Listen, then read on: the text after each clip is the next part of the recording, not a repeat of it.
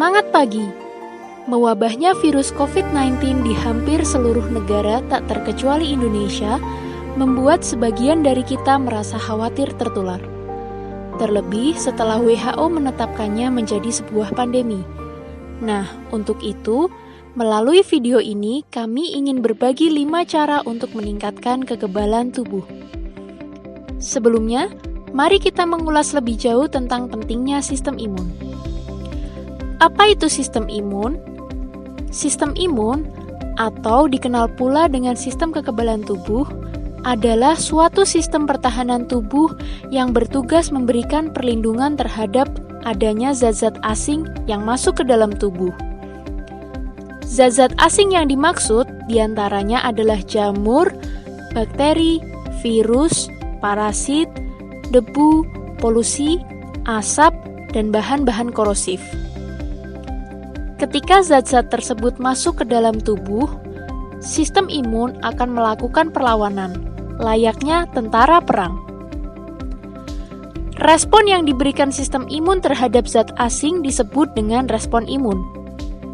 Respon imun dalam menanggapi tiap-tiap zat asing melalui mekanisme yang berbeda-beda. Pada gambar, tampak perbedaan respon imun dalam menghadapi bakteri dan virus yang masuk ke dalam tubuh.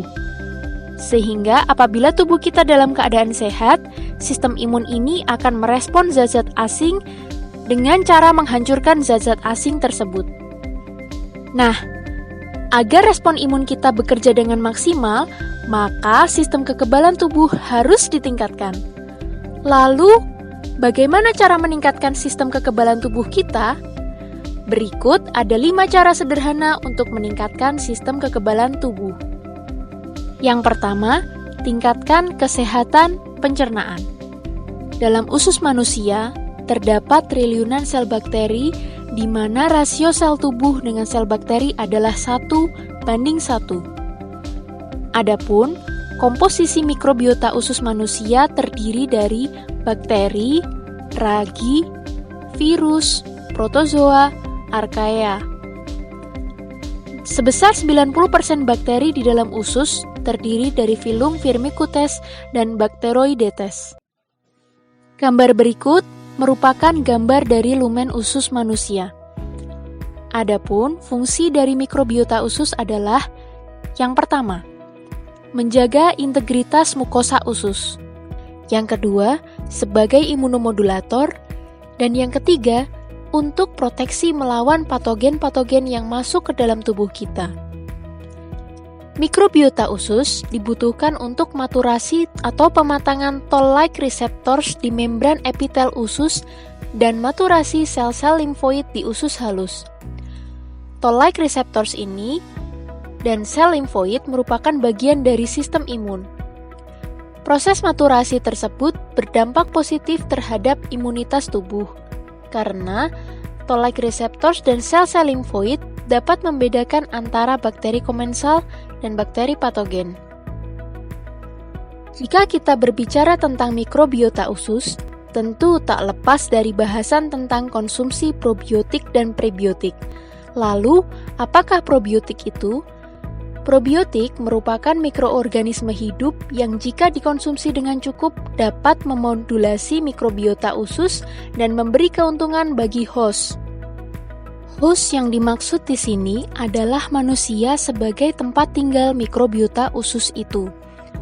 Jenis probiotik yang sering dikonsumsi antara lain Lactobacillus dan Bifidobacterium. Makanan berfermentasi adalah salah satu contoh dari probiotik. Termasuk di dalamnya adalah fermentasi susu yang dalam bentuk makanannya seperti yogurt, kefir, dan buttermilk, fermentasi sayur, kimchi, fermentasi kedelai, tempe, miso, atau natto. Selanjutnya, konsumsi prebiotik. Berbeda dengan probiotik, prebiotik merupakan suplemen atau makanan yang mengandung makhluk tak hidup yang dapat meningkatkan pertumbuhan atau aktivitas bakteri probiotik. Adapun contoh dari prebiotik adalah serat tak larut dan inulin. Termasuk dalam kategori serat tak larut adalah sereal, sayur, dan buah. konsumsi serat sebanyak 25 hingga 38 gram per hari sangat dianjurkan untuk orang dewasa. Langkah kedua adalah konsumsi gizi seimbang. Indonesia punya 4 pilar utama dalam prinsip gizi seimbang, yang diilustrasikan dalam bentuk tumpeng gizi seimbang. 4 pilar tersebut adalah yang pertama, konsumsi makanan yang beragam. Yang kedua, membiasakan perilaku hidup bersih dan sehat, salah satunya adalah kebiasaan mencuci tangan. Yang ketiga, melakukan aktivitas fisik. Dan yang keempat, mempertahankan dan memantau berat badan normal. Lalu, seperti apa makanan yang beragam itu? Dari segi variasinya, beraneka ragam berarti tidak hanya konsumsi satu jenis makanan tertentu saja. Hal ini disebabkan tidak ada satupun jenis makanan yang mengandung semua jenis zat gizi selain air susu ibu. Dari segi proporsinya, kita dapat merujuk pada pedoman piring makanku. Dan yang terakhir, konsumsi air putih yang cukup untuk memenuhi kebutuhan cairan tubuh kita. Hal ini karena 60% dari total berat badan tubuh kita terdiri dari air. Dan air ini memegang peranan penting dalam pengaturan fungsi normal dan sel, serta mengatur proses metabolisme di dalam tubuh kita. Tampak pada gambar adalah pedoman porsi makan dalam sehari yang disebut dengan piring makanku. Bisa kita lihat bersama, porsi makanan pokok dan sayuran sama banyaknya, sedangkan lauk pauk sama banyaknya dengan buah-buahan. Makanan pokok adalah bahan makanan yang mengandung karbohidrat, misalnya seperti beras, jagung, ubi, talas, sagu, dan produk-produk seperti roti, pasta, atau mie. Lauk pauk terdiri dari bahan pangan hewani dan nabati. Lauk hewani seperti daging, unggas, ikan, telur, dan olahan susu. Sedangkan lauk nabati dapat berupa tempe, kacang-kacangan, dan tahu. 100 gram daging ayam memiliki kandungan protein paling banyak dibandingkan telur, susu, daging sapi, dan ikan. Sedangkan 100 gram hati sapi mengandung 6,1 mg seng. Perlu diketahui bersama, seng atau zinc ini punya fungsi membantu sistem kekebalan tubuh agar dapat bekerja dengan baik. Buah-buahan seperti jambu biji kaya akan vitamin C. Dalam 100 gramnya terkandung 184 mg vitamin C. Vitamin C ini dapat membantu melindungi diri dari infeksi dan merangsang pembentukan antibodi. Konsumsi beraneka buah dengan warna yang beraneka pula memberikan manfaat yang lebih baik, sebab setiap warna buah memiliki manfaat bagi tubuh kita. Terakhir, konsumsi sayuran. Mengapa proporsi sayuran sama banyak dengan makanan pokok? Hal ini karena sayuran mengandung vitamin dan mineral yang berfungsi sebagai antioksidan. Juga serat yang dapat membantu melancarkan buang air besar. Dengan konsumsi sayur sesuai porsi, maka proses buang air besar menjadi lancar dan sampah hasil pencernaan tidak bertumpuk di usus kita. Terakhir, batasi gula, garam, dan minyak. Anjurannya biasa kita kenal dengan singkatan G4, G1, dan L5. Ini maksudnya adalah 4 sendok makan gula per orang per hari, 1 sendok teh garam per orang per hari, dan 5 sendok makan lemak per orang per hari. Langkah ketiga adalah banyak melakukan aktivitas fisik. Kebiasaan hidup pasif atau disebut dengan sedentary lifestyle dapat meningkatkan terjadinya penyakit infeksi.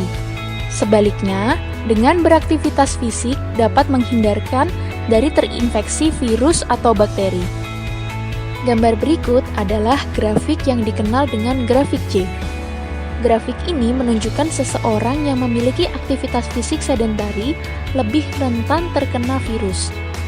Dalam penelitian ini disebut dengan upper respiratory tract infections.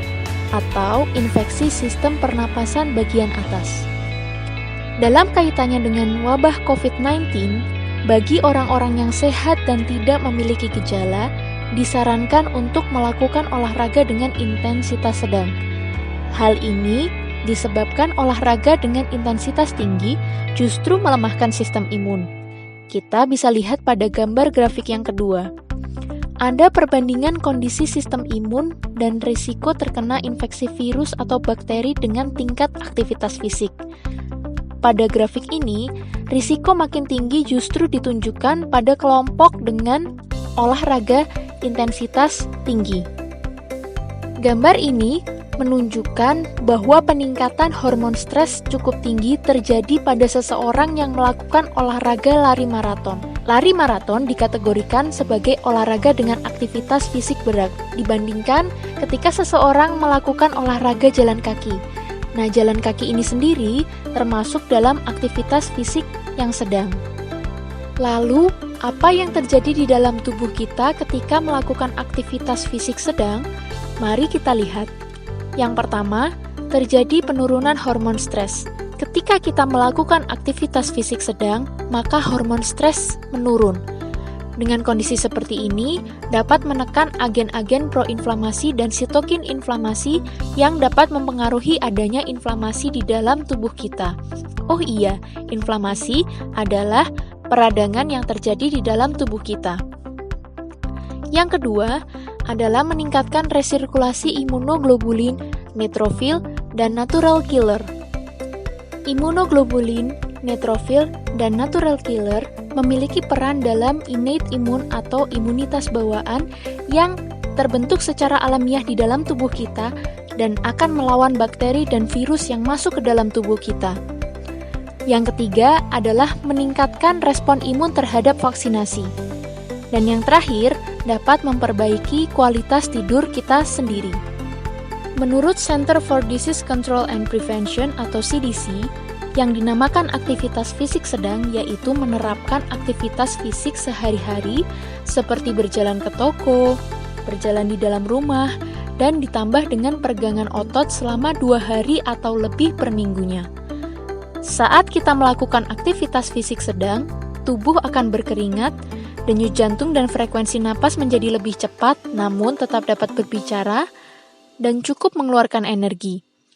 Besarnya energi yang dikeluarkan yaitu sekitar 3,5 hingga 7 kilokalori per menitnya. Untuk durasinya, baiknya dilakukan minimal 150 menit dalam 1 minggu atau dapat dilakukan 5 hari per minggu selama 30 menit setiap harinya. Aktivitas fisik sedang dapat dibagi menjadi 2 model kegiatan. Yang pertama, dengan melakukan kegiatan sehari-hari seperti bercocok tanam, bermain lempar dan tangkap bola, memindahkan barang kurang dari 20 kilo, dan berjalan naik turun tangga. Atau kegiatan-kegiatan berolahraga seperti push up, lompat tali, yoga, wall push up, dan atau jongkok berdiri. Jadi, yuk kita olahraga di rumah, kita bisa ajak keluarga kita untuk bersama-sama berolahraga di rumah. Langkah keempat adalah hindari stres. Banyaknya berita tentang wabah COVID-19, baik di sosial media, koran, TV, hingga grup-grup chatting yang biasa kita gunakan sehari-hari, terkadang membuat kita menjadi cemas dan khawatir. Belum lagi, dengan adanya perubahan kebiasaan dari bekerja dan berangkat ke kantor, bersosialisasi dengan banyak orang, dan berekreasi di akhir pekan, menjadi harus tetap berada di rumah. Oleh karena itu, kita harus menyikapinya dengan baik agar terhindar dari stres. Kenapa sebisa mungkin menghindari stres? Karena pada saat stres, tubuh akan mengeluarkan hormon kortisol. Selanjutnya, peningkatan hormon kortisol ini akan menyebabkan fungsi kekebalan tubuh kita menjadi menurun. Nah, ketika stres melanda, jangan khawatir. Cukup mengelola stres dengan baik saja, kita sudah bisa terhindar dari stres ini. Salah satunya adalah dengan melakukan meditasi. Meditasi selama 15 hingga 20 menit per hari yang dilakukan seminggu minimal 3 hingga 4 kali dapat mengendalikan stres. Meditasi ini juga bisa menurunkan kecemasan dan meningkatkan kesehatan jantung kita. Kegiatan lain yang dapat dilakukan dalam rangka mengelola stres adalah dengan berdoa, mendekatkan diri pada Tuhan Yang Maha Esa. Ketika seseorang mengalami stres, maka hormon kortisol meningkat. Berdoa dapat meningkatkan spiritual value yang memengaruhi kepribadian dalam bentuk perubahan stres negatif atau distress menjadi positif atau eustress. Perubahan ini juga diikuti respon biologis seperti penurunan kadar kortisol. Langkah kelima adalah memperhatikan durasi tidur. Memiliki durasi tidur yang cukup berperan penting untuk membangun imunitas tubuh kita. Menurut sebuah penelitian, kurang istirahat atau waktu tidur dapat membuat tubuh menjadi rentan terserang penyakit. Hal ini disebabkan tubuh menghasilkan sedikit antibodi pada saat kurang istirahat. Penelitian yang dilakukan pada laki-laki dan perempuan berusia 18 hingga 55 tahun menunjukkan bahwa seseorang yang memiliki durasi tidur yang pendek lebih rentan untuk mengalami gejala flu. Masih dari jurnal yang sama, dijelaskan bahwa hasil penelitian menunjukkan bahwa responden yang tidur kurang dari 6 jam lebih berisiko mengalami flu dibandingkan dengan yang tidur lebih dari 7 jam. Oleh karena itu, untuk mendapatkan durasi tidur yang cukup dan teratur setiap harinya, maka kita dapat melakukan beberapa cara. Yang pertama, membiasakan waktu dan bangun tidur teratur.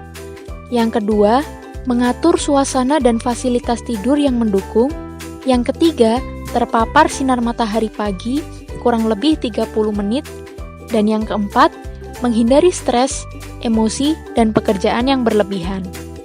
Langkah-langkah ini dapat pula diterapkan ketika kondisi pandemi COVID-19 tidak terjadi lagi agar tubuh kita senantiasa dalam keadaan prima. Terakhir, stay healthy, stay happy.